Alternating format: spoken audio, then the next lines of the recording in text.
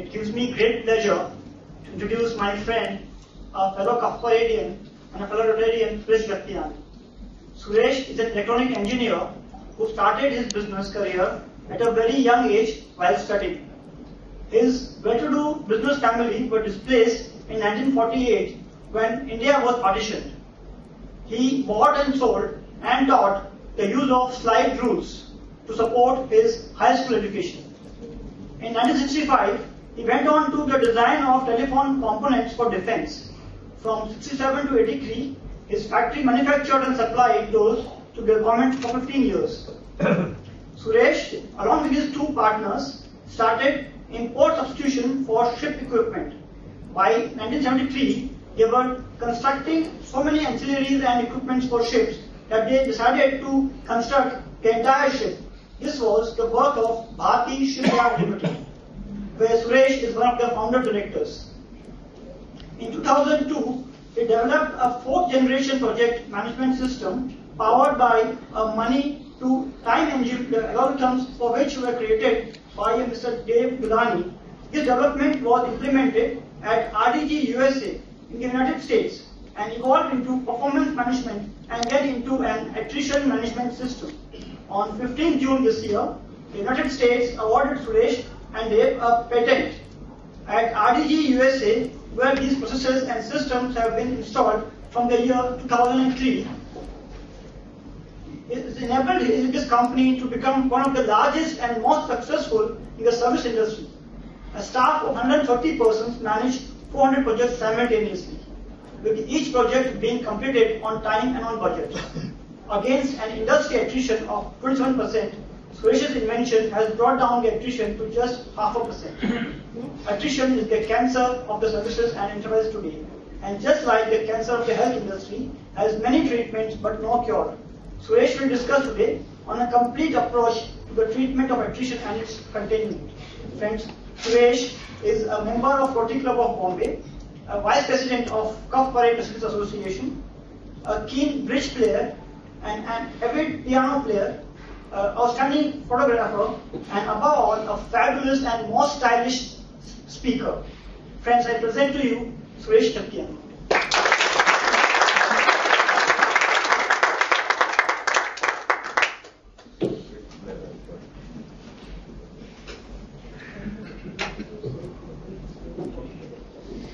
Thank you for those gracious words, Murari.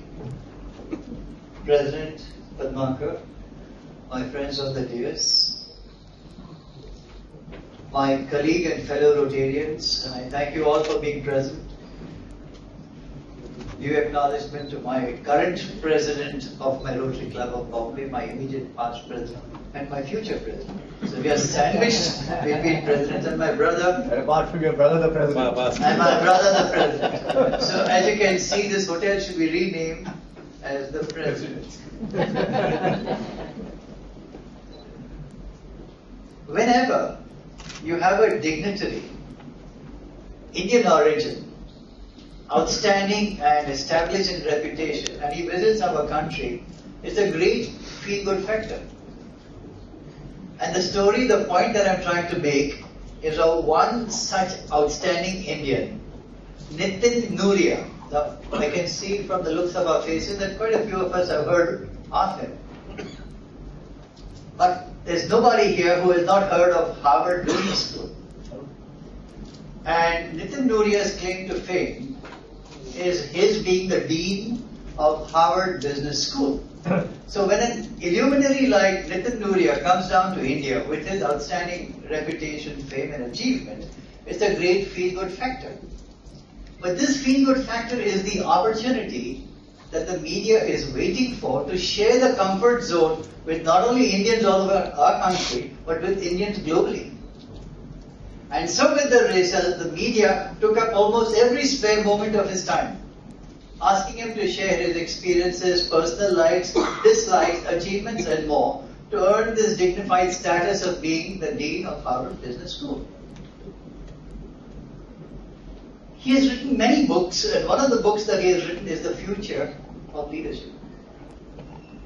And obviously, when Times of India, ET Now, hosted a show with Nitin Nuria being the chief guest, The show was the future of leadership. But the panelists on the show were almost as exalted as Nitin Nuria himself. Chandrasekharan, CEO of TCS. Lakshmi Narayanan, Vice Chairman of Cognizant. Chanda Kochar, MD of ICICI. So you can see the electricity that was manifest in the show. And the show, for those of us who witnessed the show, I did. And those of us who witnessed the show, you hung on to almost every word that was said by any of these four people. It was even anchored by Shaili Chopra, glamorous but a delightful anchor who has anchored most of the dominant personalities who visit our country. She turned to Nitin Nuria and said, "You've got some great panelists in front of you. What is the single most important question that you would like to ask them?" Nitin Nuria turned on to the panelists and the question that he asked them was, "When are you giving me a Google? When are you giving me a Facebook? Can I expect an iPad from this country?" The first response that came to this question, if focused straight at him, was from Chandrasekharan, CEO of TCS. And the first thing that Chandrasekharan said, India has today a great reputation for providing with solutions. But we need to identify a global problem which is unresolved. It cannot be a specific problem from the United States which comes down to me and we offer a solution. We do that all the time for a profession. Not only TCS but even Wipro or Infosys offer solutions. They've got 50 services which cater to business and offer solutions to the health industry, generic industry at large.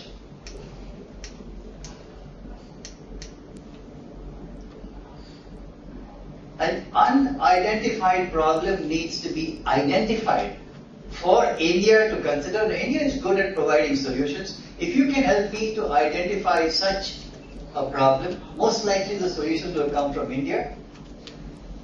Chandrasekharan also said, I don't know who will provide the solution, I don't know when the solution will be provided, but in all probability, it will come from India. Even the other panelists basically agreed, and they talked about cloud computing, and they talked about other technologies, but the solution would come provided the problem was identified. So the next question is, how can there be a problem and yet it doesn't have an identity? Let me give you an illustration. Let's talk about the health industry. You've got chronic problems like cancer, you've got chronic problems like diabetes. These are problems which are chronic. It's only when it becomes acute. I have chronic appendicitis, when it becomes acute, I need to get it surgically treated. Problems are chronic, cancer is chronic. How do you identify a problem which is prevalent and for which there is no solution? Let me give you an example. What if this morning there is a newspaper report which says, now there is a cure, remember, not a treatment, now there is a cure for pancreatic cancer. What do you think will be the reaction for those poor people who suffer from this disease? There is hope that there is a cure for pancreatic cancer. But let me take you one step further. What if there is an announcement in the paper in the morning that there is now a patented molecule which protects the immune system from disease, decay and more? Don't you see this approach is entirely holistic as compared to a specific cure for pancreatic cancer? Because all forms of cancer are nothing but a manifestation of the immune system getting diseased. And so for once, you will have a holistic approach to the treatment of cancer if you can have a patent or a cure to the immune system.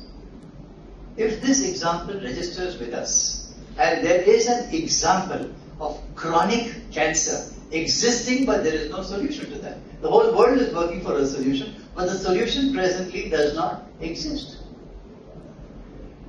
If this illustration makes sense, let's take the example down to the enterprise industry. Let's talk about the business industry. At least in my club, most of us are business people. I'm sure they are here too as well when I was reading your roster.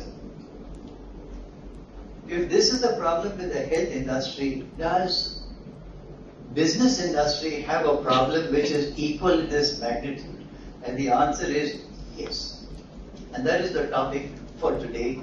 The topic for today is the cancer of the business and the enterprise industry, which happens to be attrition. So the next question that directly comes to your mind is, what is attrition? How do you explain attrition? How do you define attrition? You told me earlier that attrition affects the legal industry. My brother is a lawyer too.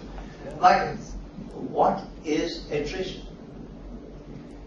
October 10th, Chandrasekharan, whom I spoke about you just a few minutes back, he announced his Q2 results, and the results were spectacular. Udayan Mukherjee from CNBC was interviewing him, and they asked, the question that pointed out was by Chandrasekharan himself. He says, my greatest anxiety today is attrition. TCS employs 173,000 people. It's a lot of people. And 24,000 people leave them year after year after year.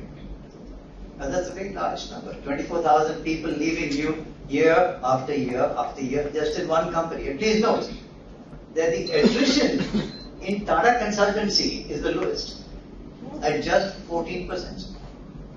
If you talk of their brethren and their fellow companies, similar IT companies like Wipro and Infosys have an attrition of 15 to 19%. As a virtual example, just to illustrate, there are 2,000 employees positioned for, say, General Electric, and attrition strikes. Any facts at the moment, but let me take a big name like General Electric, and a couple of thousand people are employed in General Electric from Tata Consultancy. They have 14% attrition.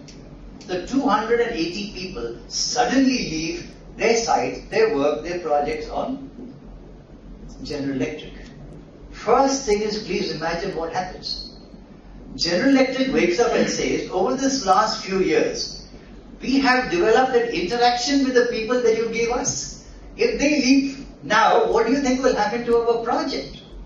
So the first is a complete shake of confidence with the client. Client confidence has a total shake. That's number one. Number two, what does happen to those colleagues in the project?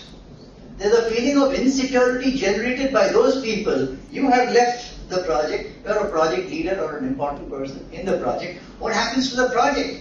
So number two, there's a feeling of insecurity with those who are still in the project. Number three, the project gets completely dismembered and dismantled and goes into disarray. Number four, there is rehiring those kind of people that left you, which is a very expensive process. Number five, there is retraining the people whom you have hired. Number six, fitting them back into the project to enable them to maintain continuity. If this is not cancer, then believe me, everything else is acceptable.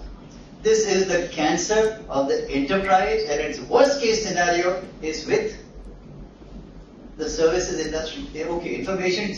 Remember, the information technology services industry has the lowest amount between 14 and 20%. But let me take you one step further.